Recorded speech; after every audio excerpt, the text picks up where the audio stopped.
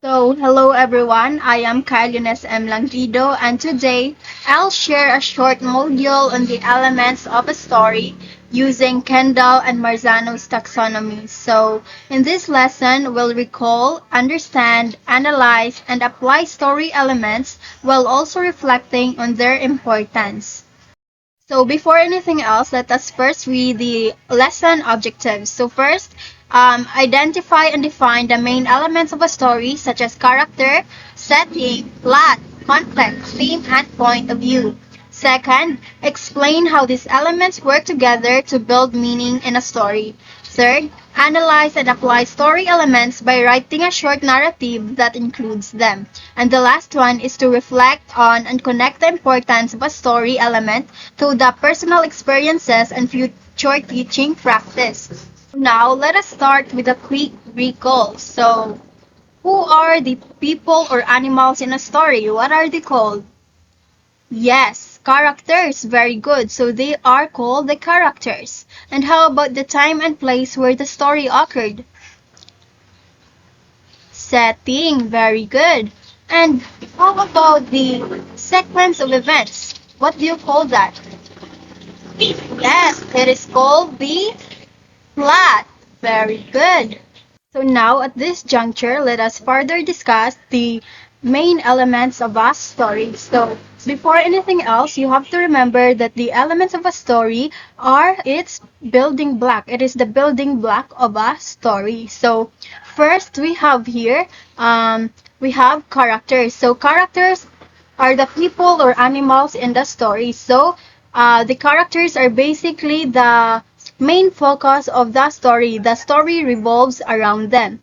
And then the next one we have setting. So setting is the time and place where the story occurred. And next we have the plot. So plot is the sequence of events. So basically plot is the order of events of the story. So next we have the conflict. So conflict is the problem or struggle that the characters face. So next we have theme. So theme is the main idea or message of a story. So this is basically the lesson that readers will get after they read the story. And next, the last one we have here, point of view. So point of view is basically the perspective of the narrator. The story could be told in the first person's point of view, the second person's point of view, and the third person's point of view. So those are the types of point of view. So basically, this is the main elements of a story. Again, we have the character, setting, plot, conflict, theme, and point of view. So now let us take a look at these two sentences. Everybody, let us all read this all together.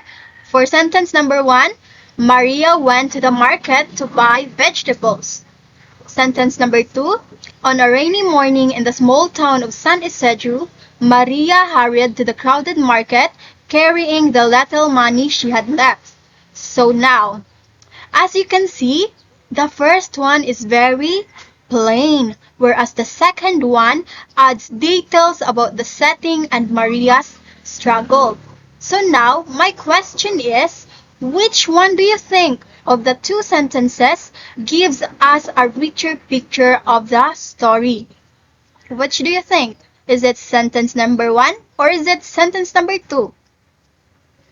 Yes, that's right. Very good. So obviously sentence number two gives us a richer picture of the story because it is very detailed. Unlike sa sentence number one, nga direct to the point, walay etchos. However, in sentence number two, we have a richer picture because it's very detailed. Basically, that's how story elements makes writing more vivid. So that's how important story elements is. So now, for our activity, let us apply what we have learned earlier. So, I want you guys to write a short story which contains of 3 to 5 sentences that shows a character, a setting, a plot, and a conflict. So, I have here an example. So, let us all read.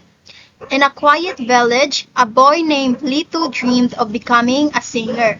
Every day he practiced by the river, but no one believed in him. One night, during the town festival, he sang on stage and surprised everybody. So as you can see in this short story, all elements of a story, which is the character, setting, plot, and conflict, is present in this short story. So basically, it tells us that even in short stories, these things can still be found and applied. So that is why today I want you guys to write your own story that contains all these four elements in just 3 to 5 sentences. So now for our reflection, I want you guys to take a moment and reflect by asking yourself these questions. So first question that you should ask yourself is, what is your learning goal when studying the story elements? What is your learning goal? Maybe, for example, maybe it's to be able to identify all elements in a short story. And how will you know you have achieved it? Perhaps when you can point them out clearly in your own reading and writing. So those are just examples. So you have to make your own reflection by asking these two questions to yourself. Okay? So now I have another question. So why do elements matter to you as a teacher? Why do elements matter to you as a teacher? Ask yourself this question. Okay, for example, as for me, when I first studied story elements, I realized they made me appreciate stories more deeply. I could see how every character, conflict, and theme work together. These also helped me write better stories. Now, let me ask you again, why do elements matter to you as a future teacher? Okay, before ending this lesson, let us do a quick recapitulation first of what we have discussed earlier. So, today we looked at the main elements of the story, which is the characters, setting, plot, conflict, theme, and point of view. So, characters are basically the main focus of the story. The story revolves around them. And for the setting, it is basically the place where the story occurred or takes place. And as for the plot, it is basically the series or the sequence of events of the story. And for the conflict, what is that again? Yes, it is the problems that the characters faced in the story. Conflict, you have to remember that conflict is the problem that the characters face. And as for the theme, it is basically the moral lesson that the story gives to us readers. And as for the last one, we have the point of view. So point of view is basically the view that the writer used to narrate the story. What are the three kinds of point of view again?